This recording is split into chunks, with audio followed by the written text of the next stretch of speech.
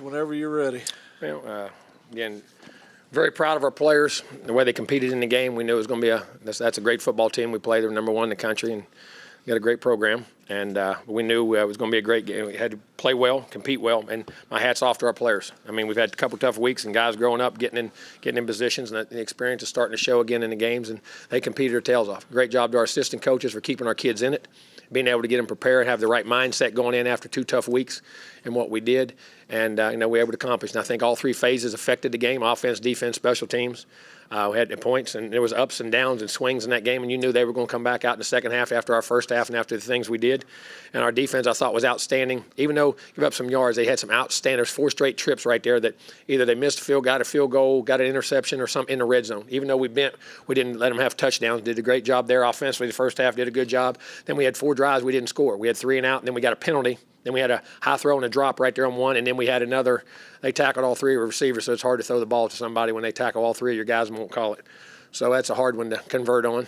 And then we had 2 straight drives that we scored. And to get down 38-31, to be behind after being up like that and to respond back, and Zach stood in there and made throws. He got hit in the mouth. But our guys made plays. Our young offensive linemen, I'm talking about Father. He's blocking great players.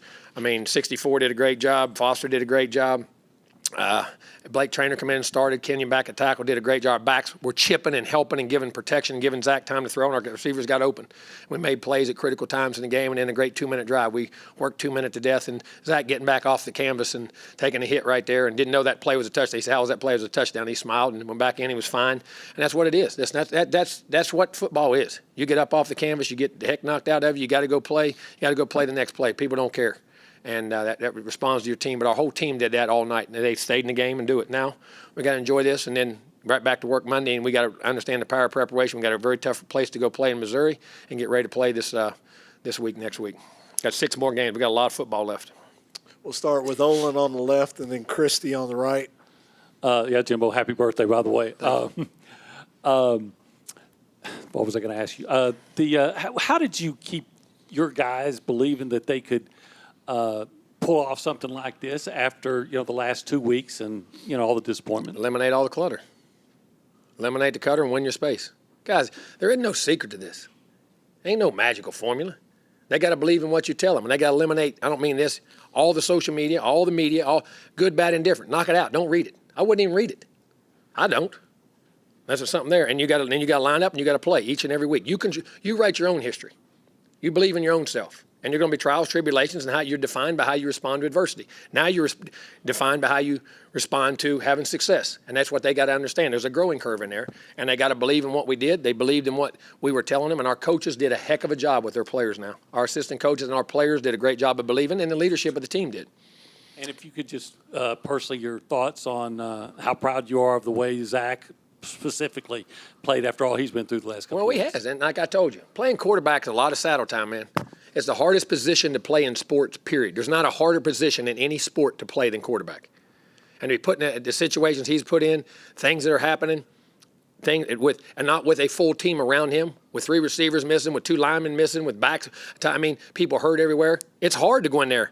And then when you're expected to clean up for all the other, you got other young guys in there. All those linemen, they all had to do it. And they all are growing up the more they play. We've had some unfortunate injuries, but people don't care, and I don't care. That ain't an excuse. But at the same time, that's reality. And you have to understand there's a difference of what your results are and what the reality of why those results are there, and then you coach through them. And we're doing that, and we're still in the process. Just because we won this game don't fix everything. We got to learn if we're going to prepare and learn to grow from this and understand what we got to do next week. But very proud of Zach. He's a high-character young man, man. It matters to him. It means something to him, and he's got better each week he's played. Each week he's done something, and he's preparing. He's learning how to play the position of quarterback. Right side on the aisle, Christy. And then on the left, David. I had a couple for you. First, can you just put into words what this win means for your program after all the work you've put in? Well, it means we're 4-2, and we shouldn't have, we played 2 games we shouldn't, and we got 6 more left. And I mean that. It's a great win. It's a good build. It shows you what you're capable of. Now can we respond and understand how to go prepare like that on Monday and forget this thing and learn the things we did well, correct the mistakes, and move on and go play a good Missouri team? We'll find out what it means in the future of how we respond to this. I know you're focused on your guys, but what does it mean to you to be the first of Saban's assistants to ever beat him? It doesn't mean anything to me. And I don't mean that in any disrespect. Listen, Nick is one heck of a football coach. I've known Nick for years. I've considered him a great friend. coach with him, have a lot of respect for him, and he's got great teams. And the thing that means something to me that our football team is learning to play against other good football teams and have success. And that's the important thing to me. It was inevitable somebody was going to do it in time. So, hey, it happened to be us. That's great. But that doesn't mean anything to me because that's not a goal that I'm trying to talk about or do. I want our organization, our program to do well. That's the only thing I care about. To the left, David. Jimbo, you mentioned how you guys respond next week to Missouri, but in this game in particular, you guys respond to a special teams touchdown with a special teams touchdown. You also lose the lead, and then you come back and have 2 great drives to win it. Just what does that mean to how you guys respond? Well, again, it goes back to what I say, play the next play. Don't worry about the scoreboard. I say that. I know that sounds crazy to people. Eliminate the scoreboard. The scoreboard will say what you want when you win your job more times than the other guy does. And you got to understand to do that. You got to keep playing. This game is tough, man. It's a tough game when you play it that way. And you got to play the next play, the next play, the next play. And they believed in it, and they did it. And it shows a lot of character. But more importantly, it shows a lot of belief in themselves. And it shows a lot of belief that they have in their teammates, which is more important. And then the organization and the structure we're trying to build. We'll go to the right, Cole, then Zach, and then Travis. Jimbo, we've kind of been talking about a little bit the offensive line for the past few weeks and how to probably get it right. What went into the decision to play Blake inside at guard instead of playing him at tackle this game? Well, we moved in and we had a guy that was not available that we had violated team rules and we made a change. We'll go Zach and then Travis. Did this morning. Jimbo, is this the potential that you always knew your team could have this season? Well, we can if we play well, and every team does. And like I say, when you execute, it's amazing. When you're mentally locked in and things go well, and you learn to persevere and you learn to push through things, and you quit when you're young and you make mistakes, like happened those last 2 games. They would dwell on them because they were not scared, but just didn't want to mess up. You can't look that way. You got to live in vision or circumstance. Which one is it? And they're learning to live in vision. All right, Travis. Yeah, Coach. I know we talked a little bit about the mental aspects of Zach overcoming what he had to overcome. What did you see from him technically that made him so successful, especially? Well, he got on top of the ball. He got his feet right, got his shoulders back in place. He pushed the ball back 3 or 4 inches, which changed the angles of his shoulders, let his hands get on top of the ball, and let him drive it. And the one ball he missed, he threw a little high. He was sitting on his back foot a little bit, which is pressure.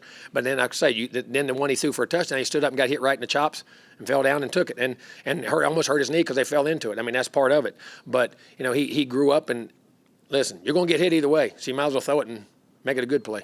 And on that, the pass to Weidemeyer there at the very end, was there a design in there to try to get the it was going there. We got it to field goal range. They had to go knock us out of field goal range. They were going to come in an all-out blitz. They couldn't sit back and not play because we were already in field goal range. So they had to try to get a negative play, which is going to be a cover 0, which is going to blitz. And we got our tight end, I know, man-to-man on a 6'5" guy on a safety, which is going to have leverage. When they go 0, they're going to be inside leverage.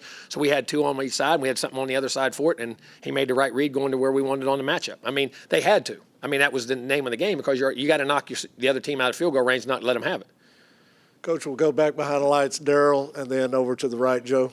Coach, can you talk about where we at? I'm sorry. Back right back here, lights, sir. Bruff Can you talk about just the 12th man and 106,000 second largest crowd in the history? Let me of tell the you something. stadium? That atmosphere and environment tonight, you don't want to play in that. Something wrong with you.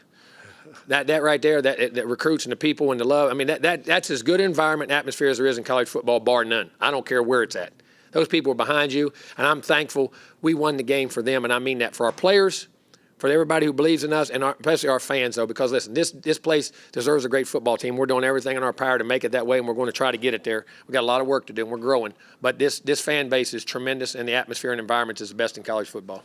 Coach will stay behind the lights to the right, Joe Gleason from Houston. Hey, Coach, congratulations. What was the locker room like after the game with the players and the celebration and all that? Very happy, very elated, very fun. I mean, letting that energy out, the frustration, but also very rewarding, and also understanding why they had the success. They did. I mean, after we got down and then we danced and everybody was happy and all that good stuff. But then when we sat down and talked, they understood, why did we do this? We prepared on each week. We believed how we didn't look at the scoreboard, how we played, how we did things, and we got to go right back to that Monday. And they understood that and regurgitated that to me. It's important when winning. If you don't understand why you win or have success, it's wasted. If you don't understand why you make a mistake, why you do it, it's wasted.